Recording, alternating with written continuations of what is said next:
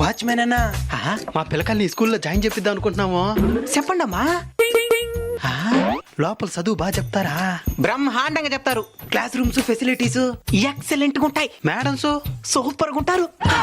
అదే అదే పాఠాలు సూపర్ గా చెప్తారన్నాను. ఫీజే మాత్రం ఉంటది. తక్కువేనయ్యా, ఆస్తులు అమ్ముకుంటే సరిపోతుంది. అన్నా ఈ స్కూల్లో చదివిస్తే మా పిల్లలు తప్పకుండా ప్రయోజకులు అవుతారు కదా. ఏందమ్మా ఇంకా నమ్మనంటున్నావు నువ్వు? అంతెందుకో, నేను కూడా ఇదే స్కూల్లో చదివి ఇక్కడే వాచ్మెన్ జాబ్కి సెలెక్ట్ అయినా. నా పిల్లని కూడా ఇక్కడ చదివి లోపల ఆయాగా పనిచేస్తున్నది. రేపు పొద్దున మా మేనేజర్ ఇంకో 2 స్కూల్ కట్టాలన్నాడు. ఏమా మీ పిల్లకాయల టైం బాగుంటే వీళ్ళే వాచ్మెన్ కి సెలెక్ట్ అవ్వచ్చేమా? అబ్బా కుడితే కుట్టినారు కానీ ఒక మాట చెప్పచ్చా? ఏంది? పిల్లలు ప్రయోజకులు అవ్వాలంటే స్కూల్ ఒకటి సరిగ్గా ఉంటే సరిపోదు, తల్లిదండ్రులు కూడా సరిగ్గా ఉండాలా.